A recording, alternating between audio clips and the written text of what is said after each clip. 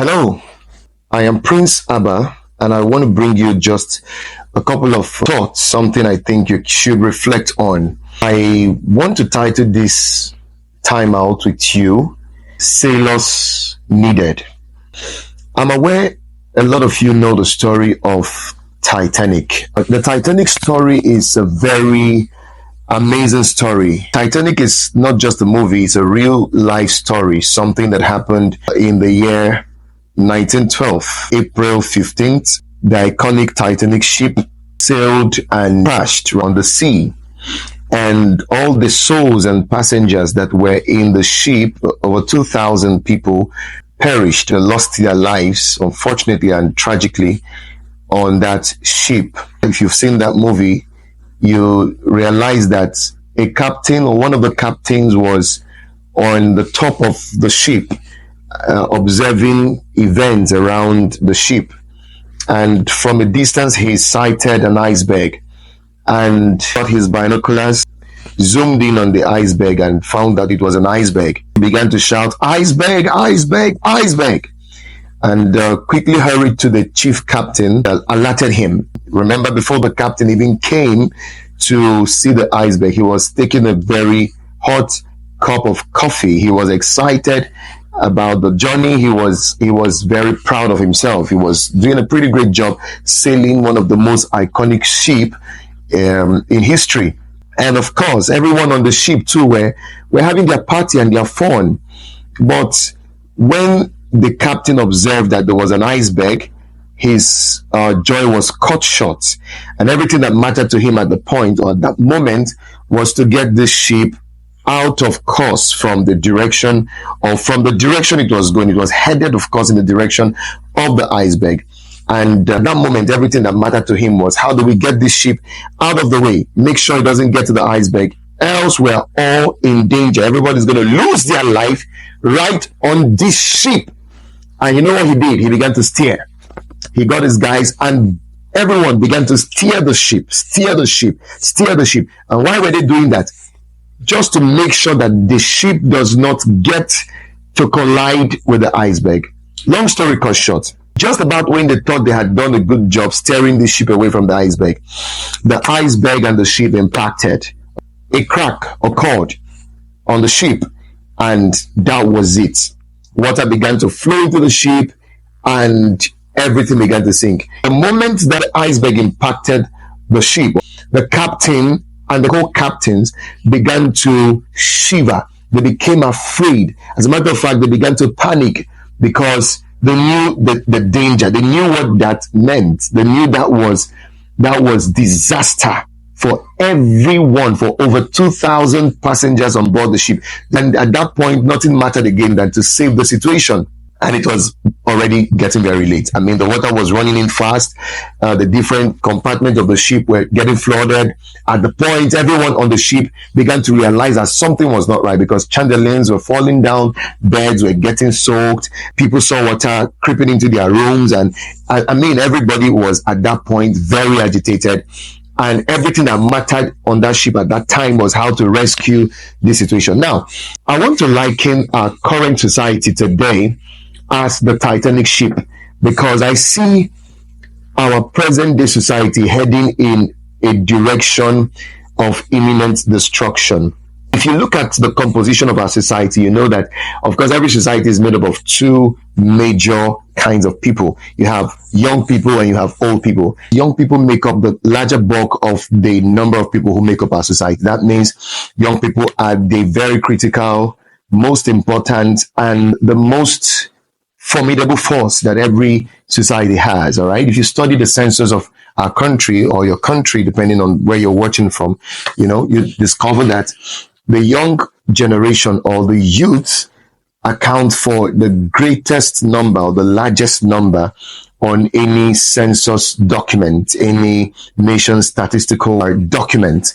And that for me is that's for me very, very, strategic.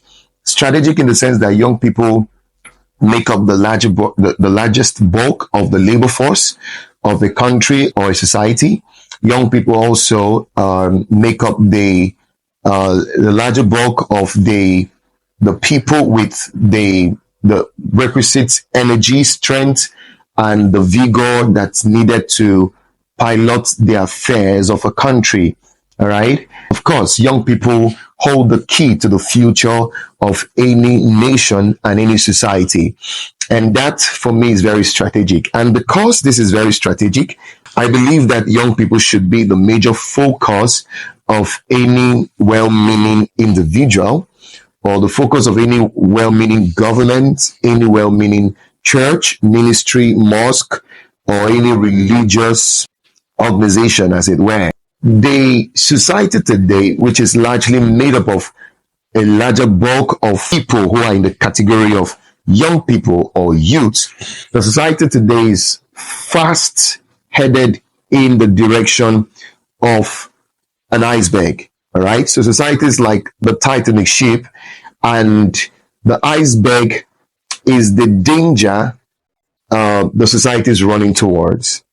And if we don't get the right sailors to come together in a synergistic partnership to re-steer the ship from the direction it is currently going to a new direction, then we will all pay the price for the negligences that we see today. I mean, from family to church to religion to government, there is this gross negligence of young people today. All right. I mean, nobody thinks they are responsible for how the youth of this generation seem to be going. I mean, it's like nobody's business. Everybody's just partying like the people on the ship, on the Titanic ship. Everybody's just marrying, everybody's living on his own, doing his own thing and not minding anybody's business. You know, everybody's just on their own. And the iceberg is right there before us, and the ship is quickly and surely headed towards the iceberg. And what's going to happen in no time, everything is going to come sinking before us. Because to me, it seemed like this ship has already impacted on the iceberg. And slowly but surely, the ship is already sinking. Now, why am I saying what I'm saying?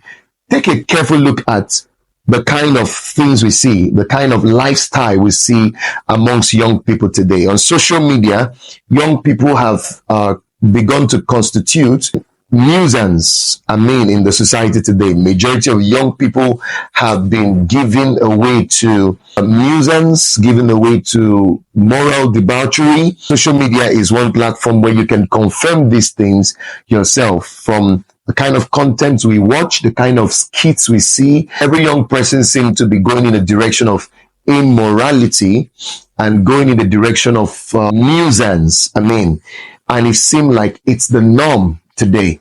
If a young person is not doing a content on sex, on nudity, on vanity, on money and all that, then there's no content to be done, obviously. It looks like it's the norm already. We have come to accept this as a tradition, as a norm, and as a culture for our society.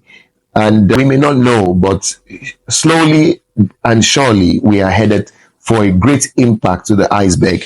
And this is not good for our society, and it's not good for the generation that we have today. I was speaking with a couple of teachers from different schools, secondary schools and even campuses, universities. And almost everyone I spoke with concerning the state of affairs of young people seemed to express the same concern. I recall these proprietors of a very prominent school crying out to me and telling me that, look, they are tired. They don't even know what to do again. Young children are addicted to substance, addicted to drugs, addicted to wild sexual lifestyle. And it's nothing again. Nude dresses, nude dressing, nude, outfit is not a problem anymore for this generation. You see parents also encouraging their children. And when I mean encouraging, I mean encouraging by not standing up to their responsibility to caution their kids and caution their youths on what to wear and what not to wear. And this is not just about dressing. This is also about lifestyle generally, culture generally. It's difficult to see young people who are decent today. And that's because the people who have the responsibility of shaping the morals and shaping the values of our young people, of youth, are failing to do that. I mean, ranging from parents to pastors to imams to bishops to teachers in school to lecturers and all kinds of people. The people with the moral responsibility to put our young people on the right path are failing to do that. I was a guest speaker at a conference, and I asked the youths at that conference, and this was not even in Nigeria, it was out of the country. I was abroad on a couple of conferences, and I asked my large audience if they had libraries. I asked just to know the state of things with our young people. So I asked, how many of you have a library here? And a hall that was full of more than 2,000 or more people could hardly see up to 5 persons raising their hands up to say, okay, I have a library. Can imagine where society could head for or could head to with such a scenario. Youths don't read today. Reading looks like old-fashioned, and with the whole exploit of phone and technology, young people today prefer to sit down with their phone on TikTok, on Facebook, and all the crazy social media handles out there, and waste their time and while their time away. And this is a call for concern. I believe that if we continue the way we are going, sooner than later there will be no society, because the values of any society holds the key to the future of that society. If the values of the young people of a society is negative, then the future of that society is bleak and dark. If the values are positive, then the society will definitely have a prosperous future. I believe it is time for us to awaken to this clarion call and steer the ship of our society from heading in this direction of immorality, this direction of nudity, this direction of illiteracy, ignorance, this direction of, of valuelessness, of vices. I mean, these are the imminent iceberg that we have seen that have the power to collapse and to destroy and to sink a big ship as our society. We may see these things like they don't matter. I mean, what is an iceberg? An iceberg is just a solid form of water. That's what it is. Iceberg is just water that has become ice block. Let me use that in layman's language. Iceberg is just water that has become ice block. It might look like nothing. It's just one water that is just an ice, and we ignore it. But it has the power, right, to bring down a whole society as big as the Titanic. As big as the Titanic was, Titanic sank because of a little crack from an iceberg. A little crack from a little iceberg was what brought down a whole ship carrying 2,000 people. And that's how I see, if nothing is done about the vices that we see in our society today, cybercrime is on the increase. Young people are into ritual killings for the loss of money. Young people want money. They don't want education. They don't want mentorship. They don't want discipline. They don't want to build set of values. What they want is quick, rich skin. They just want to go the way of quick, rich skin. They want to dabble into crime. They want to dabble into cyber activity, cyber crime, and use technology for the wrong reasons, just because they want to make money. So our country, Nigeria, for instance, is rated one of the most corrupt nations in the world. Because of these kinds of things going on. Nigeria is one country that I see without a curriculum for value and ethics. There's no curriculum for instilling ethics and instilling culture and the right values in our youths. And everybody's just busy doing their stuff. It's time for us to come together, come to the table, and really tell ourselves the truth. There's no future for this country. There's no future for Africa. There's no future for a society where the young people have completely lost their values or lost their purpose. There's no future for such a society. So this is a call for sailors to arise. Personally, I've taken up the task as a pastor and a minister of the gospel, and also an executive coach, an author, and so many things that I do. I see the need to dedicate the rest of my life in pursuant to the rectification of the values of our young people. All right. This is 2025. I'm committing the remaining 5 years of this decade, all right, to decisively pursuing the rectification of our young people, of our youths. I mean, I have a strong burden for youths, for young people. It's been my lifelong burden because I know, like I said, there's no society without young people. I have a very strong passion, a strong burden to see that our young people get it right. And young people, more than social media, have to begin to sit down and study leadership. I mean, think about societies that have become great. You see the contribution of young people. America, for instance, you see the contribution of people like Martin Luther King Jr. He was a young man when he advocated for end of racial segregation in America. There are many I can talk about. Nelson Mandela was young. Zeke of Africa, Nnamdi Azikiwe was young.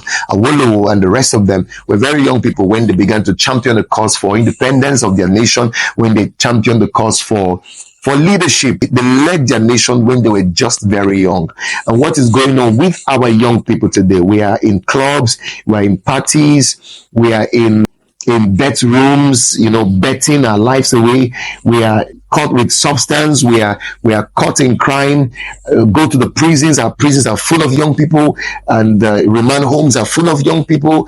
Young people are into ritual killings, all kinds of things. And this was not the norm many years ago. Our fathers and our mothers of those years were more particular about vision. They were more particular about leadership. They were more particular about education. These were things that mattered to them. Values and ethics mattered to them a lot more than the things I see young people pursue today. So we need to take our young people back to basics. We need to take them back to basics. Families must go back to basics. The church must go back to basics. Mosques must go back. Every religious organization, the government must go back to basics. We must begin. The schools must go back to basics. The issue of values and the issue of ethics must become a very serious matter in this country, all right, and in Africa, and by extension, the world as a whole. So, like I said, I'm dedicating the rest of my life. Of course, I've been doing this a long time. I just want to reinforce and rebuild my commitment to chasing this dream of getting our young people right. And this is one of the projects that I have to bring your way. And like I said, this is a call for sailors. We need sailors to rise right now and form a synergy to help steer the ship the other way around. Okay. One of the problems young people today in Africa, and of course my country Nigeria, has is a problem of reading. Reading has become a major problem, a major eroded value in our society today. Young people don't buy books. Young people don't read. Even if they go to school, they don't go to school to read. They go to school just to fulfill the obligation of going to school. They're not really reading. A lot of them are not really going through their coursework. I've seen a lot of people who go to school and for 4 years, they don't attend lectures. I'm telling the truth. If they ever attend lectures, maybe once or twice, and then you wonder how they even manage to graduate. Why? Because I believe the main thing is sort the lecture out. If you can sort the courses, and lecturers encourage these things too. Sort the courses, you'll make your A, you make your B, depending on how much you're able to pay. So you see a person in school, but he's not in class. He's running up and down, chasing money, chasing cyber crime, and doing all kinds of hush puppy kind of things. You know what I mean by that? And it's a concern. We need to really sound the alarm that this is not the way to go. I mean, what's going to happen if all the present leaders of Nigeria, the older class of leaders we have, what happens when they leave this world? What kind of leaders would we have? If the young people we have today have to take over the baton of leadership, what kind of leadership would they provide for themselves and for the next generation coming? I'm afraid for that kind of society. And that's why I'm taking up this task, to see that we get these young people back to basics. And then this is me saying, dear people out there, let's come together and partner to bring our young people back to basics. I am taking it upon myself to distribute this year and all through the coming years, within this remaining 5 years to end this decade and even beyond. I'm committing myself to pushing out as many materials, books that I believe can help young people not only read, but also access information that will help them reculture their lives. I have a lot of amazing materials I've put together, and I'm putting these materials together specifically for the youths. And I want to release these materials free of charge to every youth out there who I believe, if they get to read this material, would have a rethink of their life. Books like 21 Costly Mistakes Youths Make. That book is the bomb. There are about 21 things I've identified are real serious mistakes most youths are making in this generation. And if we're able to get these books into their hands, I believe every youth who read it will be able to have a rethink of their life and begin to have their life sail in the right direction. Now, to get this book in the hands of every youth possible, I mean, I'm not talking about thousands of youth, I'm talking about millions of youths. Lots and lots of partnership is needed, and that's why I'm calling forth for sailors. That's why I said this broadcast or this video is titled Sailors Urgently Needed. I'm calling on every person out there, every person who means well for society, every person who means well for young people, to partner with me. I'm going to be having a lot of youth conferences this year, and all the conferences I'm having will be gathering thousands of people. I mean, I'm even going to be at the stadiums of different states of Nigeria and even Africa and beyond. Stadiums will be packed full this year and beyond with young people. Stadiums will be packed full with 10,000 young people, 15,000, 20,000 young people. We want to reach out massively this year to young people and speak a lot of sense into the hearts and minds of our young people. It's time for a mindset shift. It's time for a culture change. It's time for value rectification. And these things cannot be done religiously or just by religion. No, it has to be done strategically. So I am going out there into the field to arrest the heart of our young people with the right message, with the right word, with the right teachings. I want to provide mentorship like I've been doing. I've done quite a lot of things for young people over the years. I want to do more this time. This time we want to give as much as we can. Many books that, like I said, will shape the lives of young people. And these books are materials that cost a lot to produce. We are projecting spending nothing less than $500 million on sending materials, different kind of materials on vision discovery, on self-discovery, on purpose discovery, materials on leadership, materials on management of life, all kinds of materials on success, materials on values and ethics, all kinds of materials on nation building, because youth are the real tools for building the nation or building any nation. Unfortunately, many of them have become the real problem of their country today. Listen up. You cannot afford to sit on the edge or sit on the fence and do nothing. You can't just afford to face your business and face your family and face whatever you're doing and just do nothing about what I'm saying. It's time for us to come together. We have to pull our resources together now. We have to pull our funds together. We have to pull our time together, pull our ideas together, and come to the round table and push an agenda that will steer this ship out of this part of destruction. Remember, this ship is not going to be steered nicely. This ship is not going to be steered very calmly.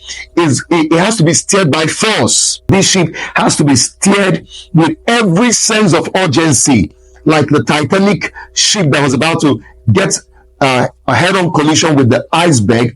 The captains had to steer the ship with force. They had to steer with speed. I mean, we can't sit on the fence and just do nothing. The people who are responsible for the damage of our society today are putting force together to destroy the society. They are putting everything they have together. I wish I didn't have to say this, but I have to say this. I've witnessed more than 50 young men who opened up to me and told me that the reason they don't go to church and the reason they don't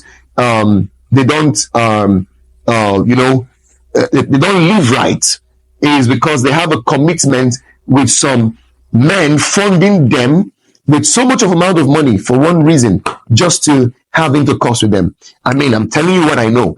I've met young people. I'm on the field. I see a lot of things. I hear a lot of things. Young men who would never go to church, young men who would never be in meetings where they could hear things that would change them. Why? Because they are stooges in the hands of some millionaire somewhere who has promised to keep them on their payroll for life. They buy them cars, rent apartments for them, and give them money just so they could sleep with these men. I mean, men sleeping with men. That's where our society has come to. It's as bad as that. I can't afford to say a lot of things here. All right. There are many things I just can't say because I'm speaking to a large audience via this medium. I don't want to say some things. There are some things that are very despicable. Some things that are they are very, very gory to even think that things like this happen in our world today. Is unthinkable. Trust me, it's very unthinkable. So someone has to get up. And someone has to say, no, enough is enough. If you can't go out there to speak to people, to talk to people, if you don't have that calling, if you don't have that burden or passion, at least your money can do the job, all right? At least you can say, okay, Pastor Prince, I'm giving you so and so amount of money. I'm sowing this amount of money. I'm partnering with you to drive this agenda, to push this agenda with you. I know what you're talking about. I've seen the same thing going on in our society, and we just can't sit down and look. Sailors are needed now. We need people who can sail this ship of society and sail it out of this imminent destruction and danger that is ahead of us. If not, if we do nothing now, I tell you the truth, our society will no longer exist again. Society is going to be very, very, very unconducive for human beings to live. This is going to be like an animal kingdom. Our society is going to very soon, if nothing is done, become a place for zombies, for animals. Human beings are already behaving like animals. A lot of people I meet out there behaving like animals. Young people are under the influence of drugs. I mean, the last time we just dealt with one in Miri situation. We're still dealing with it. The impact of that drug madness has not ended. It's still there. We're still going through the impact. We're still reaping the consequences of that surge of Miri drug and all that, and addiction. There are many who are yet to come out of the addiction. There are many who couldn't even survive. So many people lost their life in auto crash, in all kinds of things, just because of that. And many more of such incidents are brewing by the day. New drugs are being found. People, I just can't say. There's a lot I can't talk about. I mean, there's a lot I can't talk about. There's a lot I can't talk about here. But the final thing I have to say, the final word I want to leave you with is, this is the time for us to come together and say enough is enough.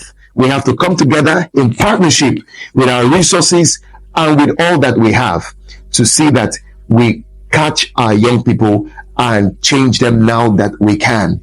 I'm going to leave the account details of this partnership drive on the screen. You're going to see it right now. Just in case you want to partner with our book production and distribution, we are giving out this year alone. We have made plans to give out more than 50,000 books to young people in this country and even beyond Nigeria, across Africa. We've made plans to give a minimum, I'm not saying the maximum, a minimum of 50,000 books to help shape the culture, the values, and the ethics of our young people. You'd like to be part of this, I promise you, because for being part of this, you're contributing so much to making our society a much better place to live, making our society a healthier place to live and all that. You're also helping to rescue destinies from the claws of the devil, from the claws of darkness, from the claws of bad people who have chosen to do nothing but just destroy lives. You're also partnering to give your children a healthy society to live, because trust me, those of you who are parents, you don't know what goes on with your children when you're at work. You don't know what goes on with your children when they're in school. You don't know what goes on with your children when they are with their phones. You don't know what they do behind closed doors. And the content are all there. I mean, uncensored. They're all out there on social media. They're on Instagram, they're on Facebook, they're on TikTok. All kinds of influencers who have no morals to give, who have no values to give. All they do is promote nudity, promote sex, promote drugs, promote all kinds of things, cybercrime. That's all I've seen the social media content skip making, industry of Nigeria promote. I'm not saying that there are no good guys out there. There are good people who are doing the best they can to put out good content for people out there. But I've seen majority, more than 80%, are just wasting people's mind and wasting people's values with wrong content. I mean, people are no longer ashamed to mourn on camera. People are not ashamed to have all kinds of dirty things on camera. I saw a video of a person who was saying, so how do you hoya? How do you mourn? Can you do that on the camera? And these girls shamelessly do these things on the camera.